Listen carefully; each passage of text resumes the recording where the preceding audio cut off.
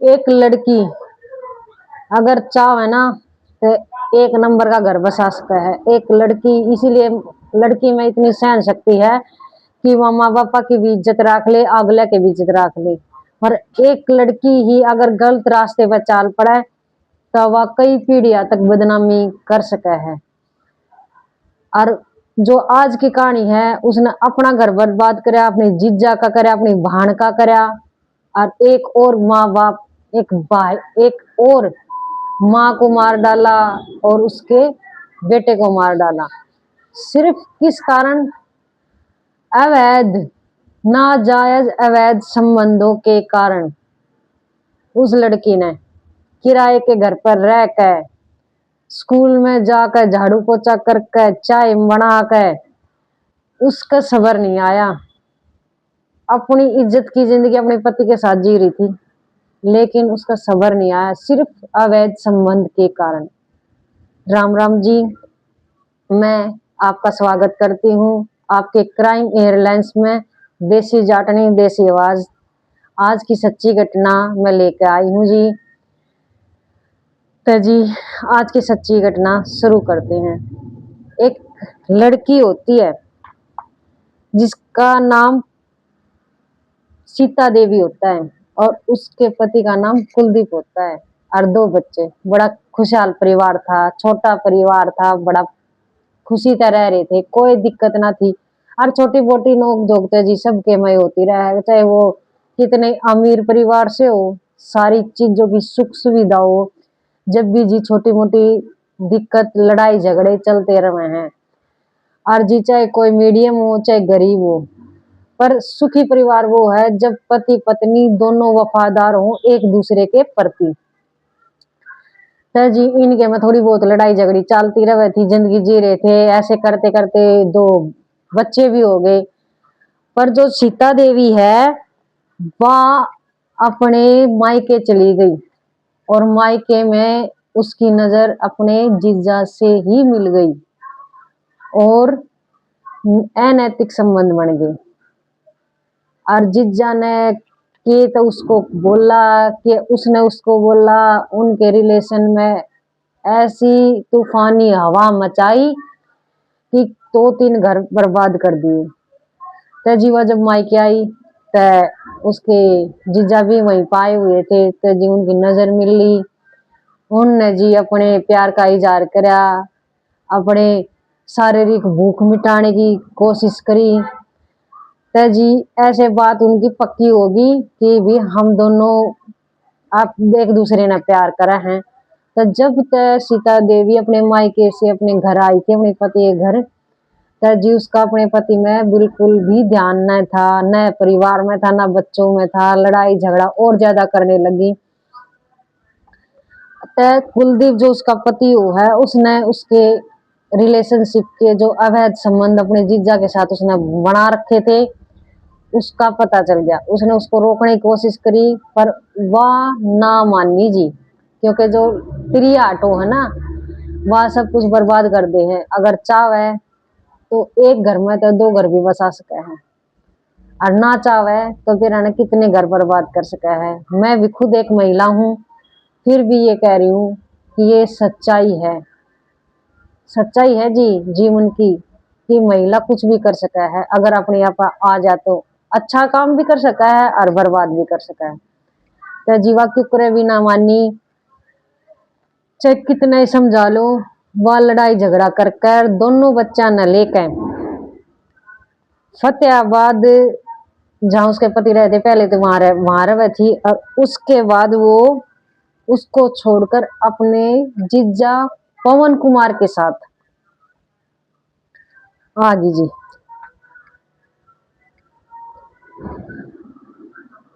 अपने जीजा के साथ रहने के लगी। जीजा ने जी किराए का कमरा दबा दिया उसको, और जीवा अपने बच्चा ने भी ले आई, और कुलदीप बेचारा वहीं रह गया।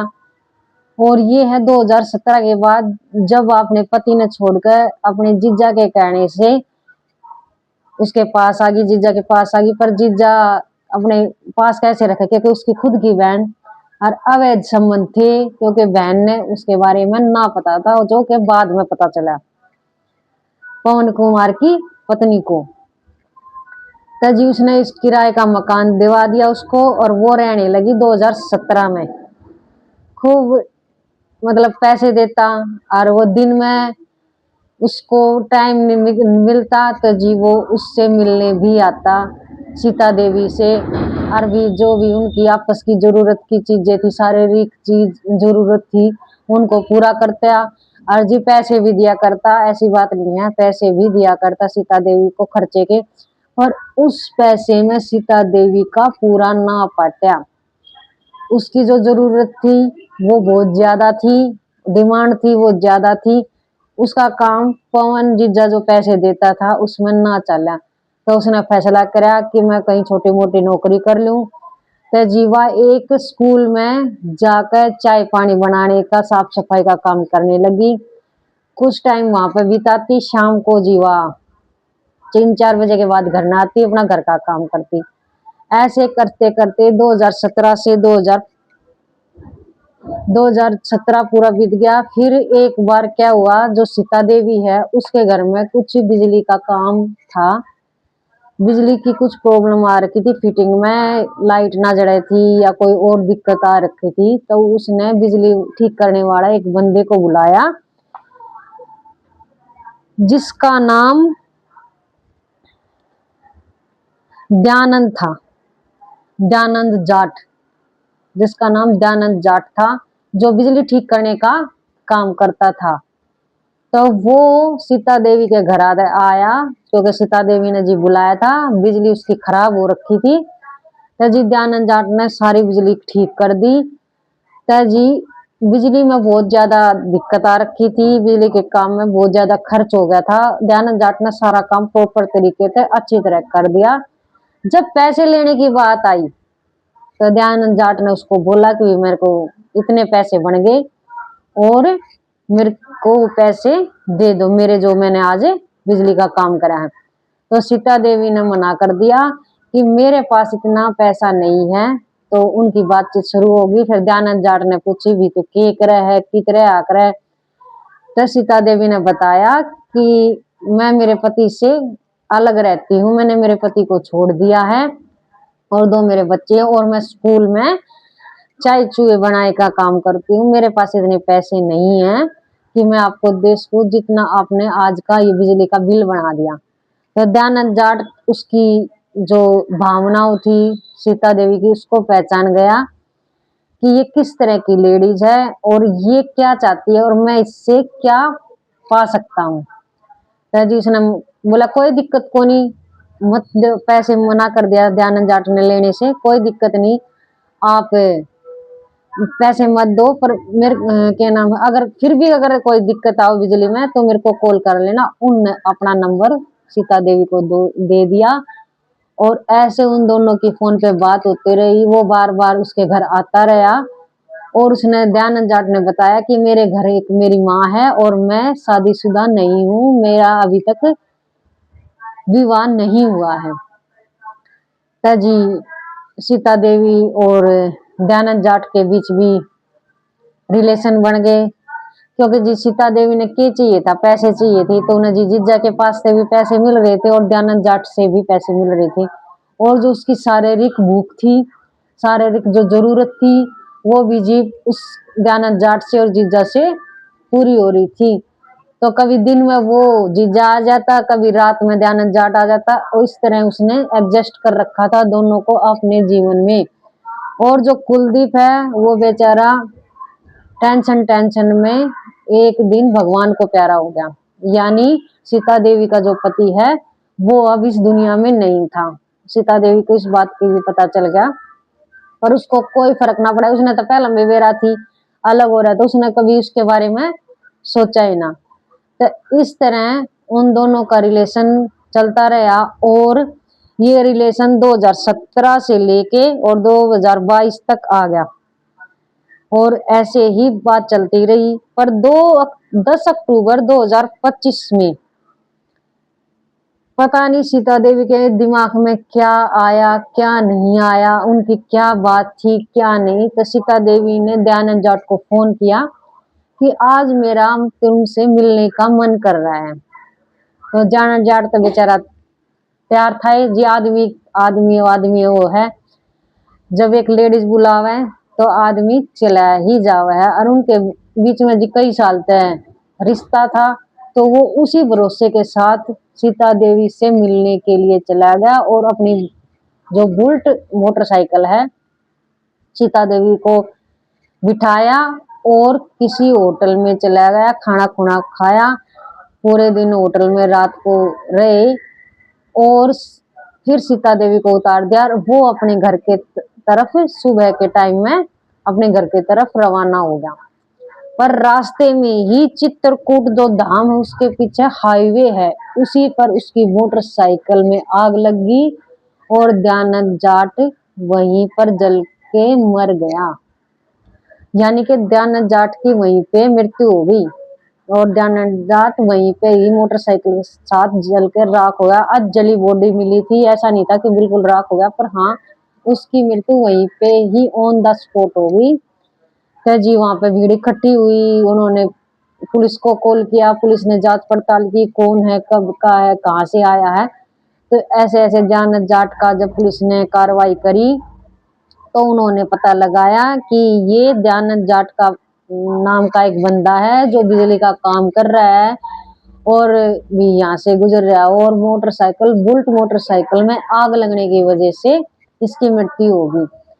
तो जब पुलिस का जी कार्रवाई तो है ही पोस्टमार्टम करवाने की, तो जब पुलिस ने बॉडी को हॉस्पिटल भेजा और पोस्टमार्टम करवाया तो उस रिपोर्ट में क्या आया कि दयानंद की मौत गला घोटने से हुई है और उसके साथ बहुत बुरी तरह मारपीट भी हुई है। और जब पुलिस दयानंद जाट के घर जाते हैं तो उसकी माँ जो होती है दयानंद जाट की, सिंगारी देवी, जो 70 साल की है, जो दयानंद जाट की माँ है वो 70 साल की है और दयानंद जाट 35 साल का था और सीता देवी 32 साल की थी। सिंगारी देवी उस टाइम खाना बना रही थी और जी पुलिस वाले ने उनको बताया कि ऐसे ऐसे तुम्हारा बेटा आ रहा था और बुलेट मोटरसाइकिल में आग लगने की वजह से उसकी मृत्यु होगी। तो जी माँ तो माँ ही वो है। जब सिंगारी देवी को जब इस बात की सूचना मिली तो सिंगारी देवी भी वहीं के वहीं ढेर हो गई, हार्ट फेल हो गया जिसका, या कोई नस फट गई या कुछ भी लगा लो जी। उसने माँ बेटा आराम से जिंदगी जी रहे थे जैसी भी थी, उसकी शादी ना हो रही थी, माँ रोटी राटी पो दिया करती जी, हो रहा था माँ बेटा का गुजारा और वो जी थोड़ा बहुत बिजली के काम में खर्चा पानी का अपना कमा लिया करता। तो जो सिंगारी देवी है वो बेटे की मौत की सूचना सुनकर वहीं पे ढेर होगी, वहीं उसकी मौत होगी जी। तो जी जो दयानंद जाट का जो भाई है पूर्ण नाम, उसने अगले दिन जाकर पुलिस को ये बोला कि मेरे को नहीं लगता मेरे भाई की मौत ऐसे ऐसे ऐसे कैसे मोटरसाइकिल में आग लग सकती है और कैसे मतलब वो हो सकता है कि वो वहीं पर जल जाए, वो भी पुकारा या भाग गया या थोड़ा बहुत तो ऐसा नहीं हो कि वहीं पे वहीं मर जाए। थोड़ा बहुत तो अगर वो अगर अपना बचाव करता तो कोई आसपास के उसको देख लेते। तो जी पुलिस को भी इस चीज में लगा कि ये ठीक कह रहा है, तो पुलिस वाला ने जी पीएम रिपोर्ट की अभी इंतजार था। जब पीएम रिपोर्ट आई, पीएम रिपोर्ट आने के बाद जब उनको ये पता लगा, जब पुलिस का शक यकीन में बदल गया कि पूर्ण राम जो दयानंद जाट का जो भाई है वो ठीक कह रहा है, क्योंकि दयानंद जाट को बहुत बुरी तरह मारा गया था, पीटा गया था, उसकी गला घोट कर मृत्यु की गई थी दयानंद जाट की। तब पुलिस ने कार्रवाई करी, उसकी जो कॉल रिकॉर्ड निकाली, कॉल रिकॉर्ड में उसका नंबर पाया सीता देवी का, और सीता देवी की जो लोकेशन है और दयानंद जाट की जो लोकेशन है वो एक साथ मिली होटल की। होटल की रिपोर्ट के बाद उन्होंने सीता देवी को पकड़ा। सीता देवी को बहुत कड़ी पूछताछ की सीता देवी के साथ कि भी तुम्हारे साथ दयानंद जाट था और कहाँ गया। सीता देवी पहले तो जी वर्गलाई गई पुलिस को, नहीं ऐसी बात नहीं है, मेरे साथ था, वो अपने घर चले गए थे, मैं अपने घर चली गई थी। पर वही बात है, हर एक चीज का जी अंत तो है। तो सीता देवी की चुप्पी टूटी, पुलिस सवाल पर सवाल करे गई, क्योंकि पुलिस को हर तरीके का तरीका आता है गुना जो छुपा रहा है, जो गुनेगार है उसको निकालने का। तो जी पुलिस की अच्छी इसमें भूमिका रही, पुलिस ने बहुत अच्छी तरह से हैंडल किया इस केस को, और सीता देवी आखिर में टूट गई। उसने कबूल कर लिया कि हाँ, मेरे ही कारण दयानंद जाट की मृत्यु हुई है और मैंने ही साजिश रची थी। सीता देवी ने कबूल किया, जो मेरा जीजा है पवन कुमार और उसके जो दो दोस्त हैं, उन तीनों ने इसको मारा है, पीटा है, इसका गला घोटा है और फिर हाईवे पे ले आकर मोटरसाइकिल के और इसके ऊपर तेल लगा कर आग लगाई है। तो सीता देवी ने बताया अपने वचन के लिए कि जो यो दयानंद जाट था, यो मेरे को ब्लैकमेल करता था, शादी का दबाव डाल रहा था कि मेरे से शादी कर ले, और कुछ मेरी फोटेज थी इसके पास, वीडियो थी जो कि ये वायरल करने के लिए बोल रहा था कि यूट्यूब पे डाल देगा, तेरे को बदनाम कर दूंगा, मेरे को ब्लैकमेल कर रहा था। इसीलिए मैंने अपने जीजा पवन कुमार के साथ मिलकर इसकी मृत्यु का षड्यंत्र रचा और इससे छुटकारा पाना चाहती थी मैं। तो सीता देवी ने जी ये सारी बात बताई, और क्योंकि वो बार बार जी शादी का दबाव डाल रहा था, तो सीता देवी ने उसको बहुत समझाया कि अगर मैं इसी रिश्ते में रहती तो मैं अपने पति के साथ ना रह लेती। मेरे को जिंदगी स्वतंत्र चाहिए थी, मेरे को खुला आसमान चाहिए था कि मैं किसी के साथ जाऊं, किसी के से बात करूं, किसी के साथ कोई भी रिश्ता बनाऊं, कि मुझे कोई रोकने टोकने वाला ना रहे। इसीलिए सीता देवी शादी नहीं करना चाहती थी। तो जी पवन कुमार के साथ मिलकर सीता देवी ने यह साजिश रची और दयानंद जाट को मृत्यु के घाट उतार दिया। यह जी सीता देवी की सच्चाई थी।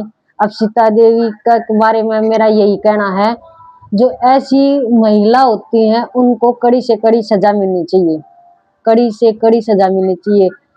देखो उसने कितनी जिंदगी बर्बाद करी, अपने पति की वैसे कर ली तो बर्बाद, वो बेचारा वैसे ही टेंशन में मर गया, इस जिंदगी को छोड़ दिया, दुनिया को छोड़ दिया, दोनों बच्चों की बर्बाद कर दी, क्योंकि ना तो बाप उनके पास और ना ही माँ रही। माँ सारी उम्र जेल में काटेगी। दयानंद जाट मरा उसी के कारण, दयानंद जाट की माँ मरी, माँ का क्या दोष था, वही माँ का भी कोई दोष ना था और दयानंद जाट का भी कोई दोष ना था, क्योंकि जी अवैध संबंध की जो अवैध संबंध जो होते हैं वो किसी के लिए फायदेमंद नहीं है, चाहे वो कोई आदमी अवैध संबंध बनाए, चाहे कोई महिला बनाए, अवैध संबंध से घर बर्बाद ही होते हैं। आज तक मैंने कोई भी ऐसा केस नहीं लगा कि जिससे अवैध संबंध से किसी का भला हुआ हो।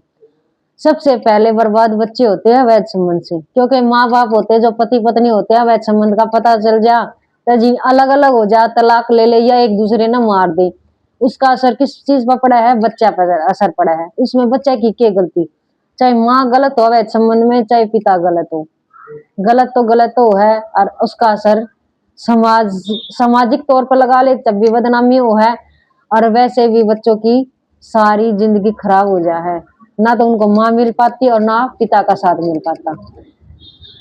जी इस कहानी को सुनाने का मेरा उद्देश्य ये किसी की भावनाओं को ठेस पहुंचाना नहीं, किसी को जज करना नहीं, किसी लेडीज को जज करना नहीं या किसी जेंट्स को जज करना नहीं, पर मेरा उद्देश्य यही है कि भाई मैं भी महिला हूँ, प्लीज अपनी जो रेखा होती है, मर्यादा की जो रेखा होती है, लेडीज को हमेशा ध्यान रखनी चाहिए। लेडीज को भी नहीं, लेडीज को भी और जेंट्स को भी, पुरुष को भी और महिला को भी अपने पति के ईमानदार रहना चाहिए, और पति को अपनी पत्नी के ऊपर ईमानदार रहना चाहिए, दोनों को ईमानदारी से काम करना चाहिए, जिंदगी जीना चाहिए।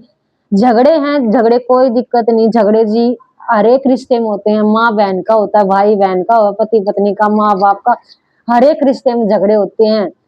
पर यो जो अवैध संबंध है, यो कई रिश्ते ने लेकर डूब जाए। तो जी आखिर में बस यही कहना चाहूँ, देसी जाटनी देसी आवाज। तो जी जो मैं कहना चाहूँ आप समझ रहे हो, मैं अपनी भाषा में आप लोगों को समझाना चाहती हूँ।